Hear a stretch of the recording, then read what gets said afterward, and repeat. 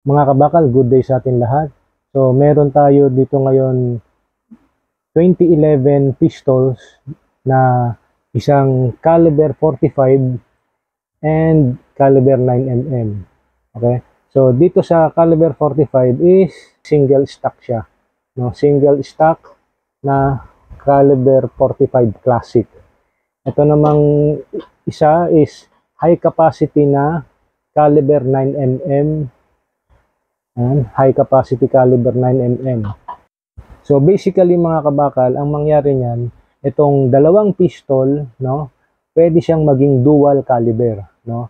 Dahil basically ito is nakakabit dito ay caliber 45. So pag pinalitan natin ng upper ng 9mm, so pwede siyang maging caliber 45 and 9mm.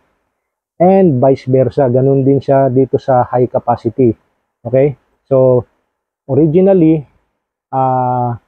yung high cap na 9mm, pwede siyang maging high cap na caliber 45. Okay? So, ang gagawin natin, bago natin pagpalitin, i-clear muna natin. Clear.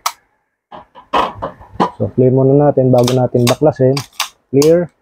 So baklasin na natin mga kabakal. So, una natin babaklasin itong high capacity. So, tanggalin lang natin yung slide stop. Yan.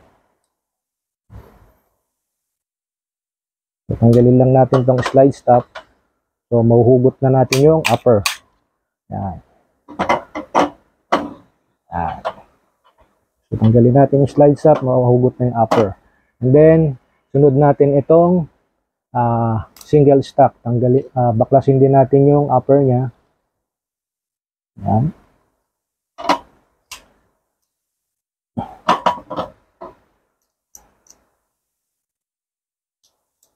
Okay. So, ayan na po.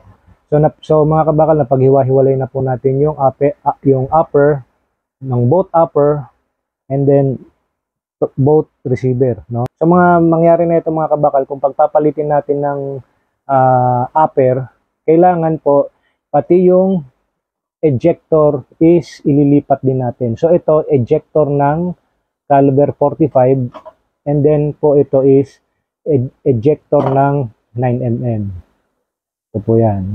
So ito po yung ito yung mga ejectors nila na. So, ito yung sa 9mm medyo mahaba and then ito yung sa 45 yung maigsi. So, mangyari niya mga kabakal, ililipat natin tong caliber 45 dito sa high capacity. So, ilalagay natin tong ejector ng pang 45 dito sa high capacity. Okay? So, inailagay na natin. Ngayon, ilalagay na natin itong upper ng caliber 45 dito sa high capacity. Okay? Yan.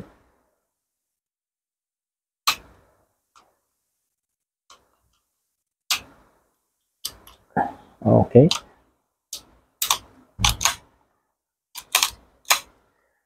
Okay. So, naikabit na natin. Sunod naman natin tong single stock. So, ikabit natin yung ejector ng 9mm dito sa single stock para dun sa 9mm na upper. Okay.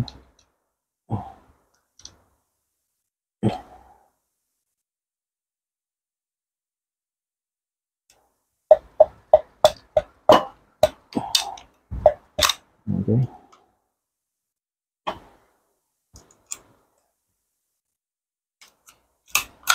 Okay. Clear. So, yan na po. So, napagpalit na po natin ng upper, no? So, kung ulitin ko, mga kabakal, kung kanina ito is caliber 45, ngayon 9mm na siya. So, kung kanina ito is 9mm, ngayon is caliber 45, no? So, napagpalit na natin. So, mangyari niyan, itetest po natin, no? So, may mga magazines po tayo rito, no?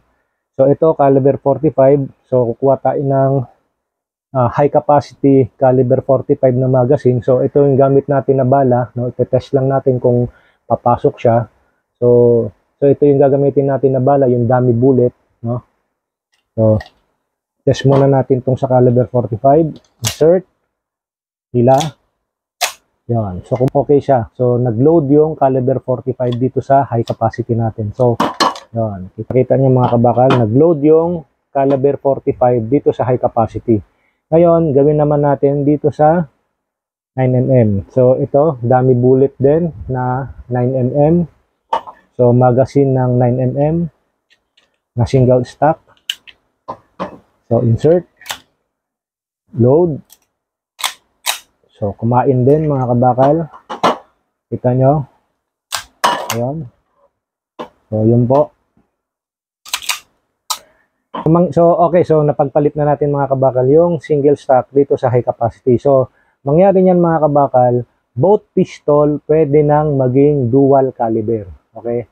So, mga kabakal, so nakita nyo yung kagandahan ng 1911, no? So, madali lang siyang pagpalit-palitin, no? So, yun yung para sa akin, advantage na may dalawa kayong pistol na parehas na 2011, so mas madali lang siyang pagpalitin, no? Lalong-lalo na kung magkaiba siya ng caliber.